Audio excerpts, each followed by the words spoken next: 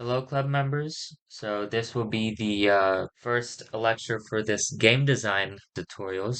So we'll be diving into the world of like creating your very first game, like designing it, not actually making it, but designing the concepts. So don't worry if you've never done this before, because by the end of this lecture, you'll have like a basic understanding of, what makes a game and how you can start designing your own thing. So yeah, let's actually start with the simple question. Now, what is a game? A game. So essentially, it's like a game is an interactive experience meant to entertain or challenge players. So you guys can think of all the types of games you know, whether it's board games or video games. So all of these games have have something in common. Some of these things are rules. Rules are just, I'm gonna actually change the color of this. So we have rules in a game. We're trying to define what a game is basically before we delve into how to design one. And it's also something that has objectives. I'm just going to leave it like this, objectives. And then we also have mechanics that guide the player, that guide how players interact with it. So we have mechanics as well. So it could be a super simple game like tic-tac-toe. Um, and you'll notice that each of all three of these criteria are filled for a simple game like tic-tac-toe. It can also be a complex game like an open world game where you're exploring and completing missions. So, and as you guys know, you'll know that games are very different. They can be very different and but they all have lots of common components. So, a few basic parts, even if it's very simple, include one, one of the key components is called gameplay. Now, what is this exactly? Now, this all may seem very simple, but I am going to define this so that it's easier to actually design a game. Basically, what this is it's how the game is played. It's the interaction between the player as well as the open world. So that's the first key component. The second key component is an objective, which we just went over. So is this answers the question, what does the player need to accomplish? So, for example, in Super Mario, you want to reach a flag out at the end of every level, right? And then we also have a set of rules. So, games have rules that guide players on what they can and can't do. So, if you've played any sport, you know rules are what make a game fair and fun sometimes. And then the fourth key component is sometimes this is optional, but there is a story often. So some games have a narrative that keeps the player engaged, like a hero's journey or a mystery to solve. Not every game needs a story, but many do have one just to make it more interesting. And the fifth is the mechanics.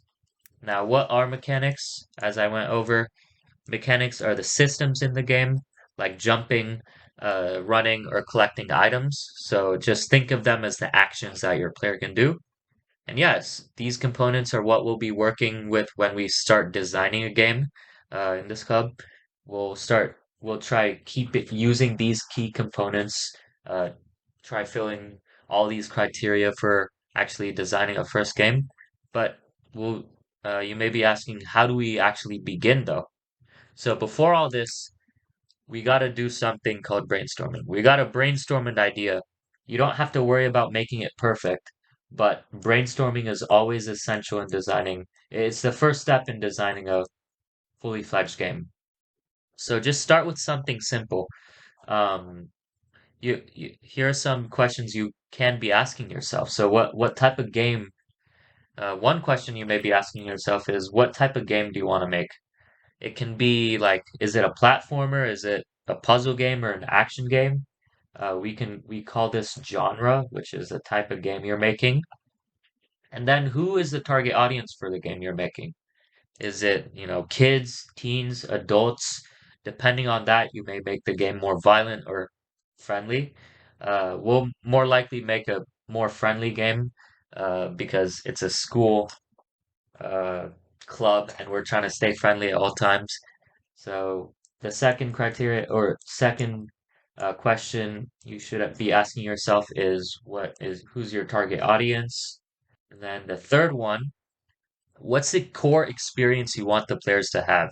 So should it be fun and lighthearted or serious and challenging? Most stories, uh, most like big time games like Mortal Kombat or God of War, they're more serious and challenging, but other lighthearted games can also be fun. So the third question you should be asking yourself is, what's the core experience you want the player to have?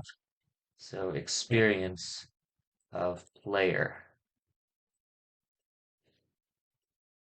So these are all just some quick questions you can be asking yourself. You should be asking yourself when brainstorming. Um, but yeah, now now to make a game enjoyable, there are a few things you want to keep in mind. So these are just some questions you should be asking yourself. Now I'll go over what you want to keep in mind to make it fun and engaging. So of course, the first step is the engagement in itself. So why would you want your players to why would you want someone to play your game? Is it because it's fun, has a great story, or is it because it's puzzling and has, strategic challenges? Now, the second thing you want to keep in mind is the balance. Now, what is this? A well-designed game actually is challenging, but not impossible. So you have to, when we design the game, we should make sure that it is 100% possible to complete a level that may be challenging, which is why we have something called playtesting. So make sure if it's not fun if the game is too easy and it's frustrating if it's too hard. So you want to find that sweet spot between challenging and easy. And the third thing we want to keep into account is replayability. Replayability. Now, what makes a player come back to play again? Maybe there are multiple levels, achievements to unlock, or multiplayer options, or maybe a DLC, another a set of another story that the player may want to, go through in the game. But keep this into account. These are three things you've got to keep in mind to make a game enjoyable. So, enjoyability.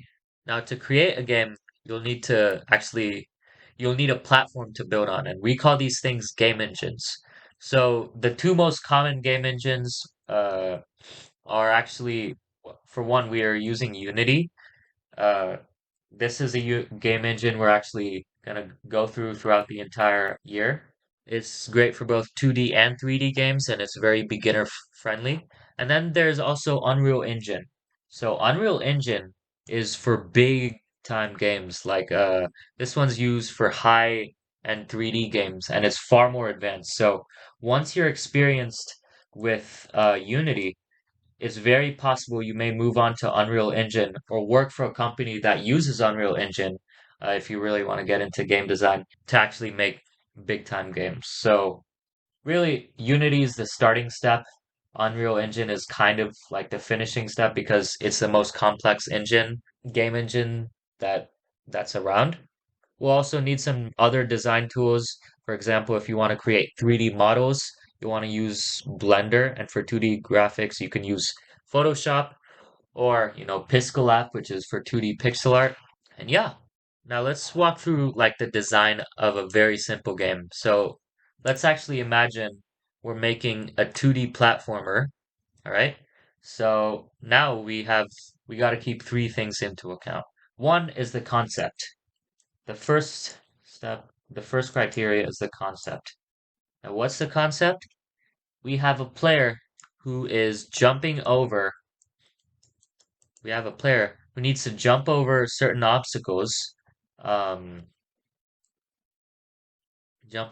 obstacles to reach a goal at the end of the level. So this is kind of a basic concept. It's also good you draw concept art like this, even if it's very simple. It's best to draw it so that we get an idea of what you're actually making. And the second thing is mechanics. So mechanics. So what are the two mechanics we have right now? The first one is, of course, jumping. Uh, the player is jumping, so that's one mechanic. And then the player can also run because they have to go over this. They have to walk over or run over here and then jump and then walk to that goal. So another mechanic is the run mechanic. They also maybe you want like points along the way. We can have a coin here to symbolize points. The player can collect that. So maybe another mechanic could be like collect coin for points or something like that.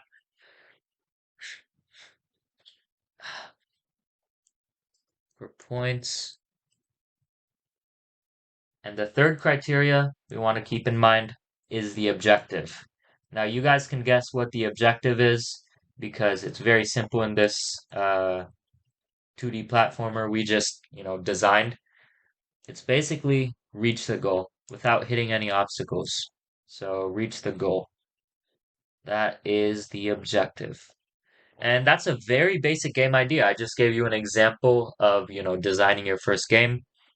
We'll be using Unity to create these types of games, and we'll start by setting up the environment and character. Of course, those are like the next steps. And something else I want to go over is prototype. You often start with a prototype when making a game. What is this, you may be asking? Well, prototype is a rough version of your game that helps you test your ideas. So it doesn't need to look great or be perfect. You just want to make sure the core gameplay works. It's the first playable version of a game you're making. We'll be far into Unity. This will probably be next semester, based on the game we're making, but we'll have something called a prototype when we get in the later stages. I'll just be going over quickly what we covered. So today we covered what makes a game, what are the core components of game design. I also introduced you to game engines like Unreal Engine, and I went over what defines a game engine as well, what defines a game, and also what the first steps are for designing a game concept. And I gave that example about a 2D platformer, but something I want you guys to ask yourself before actually, you know, wrapping up, before I actually wrap up, I want to ask you what part of game design, like, are you most excited about for exploring? So just think about that because game design is a very broad spectrum of things. You can do a lot using game design. It's basically the first step before making a game. So just think about it yourself. And yeah, I think that covers the entirety of this lecture. I'll be going more in depth on the next lecture, I'll give more concepts, steps on what to make, but I covered the fundamentals of game design here. And that's pretty much it. Thank you guys.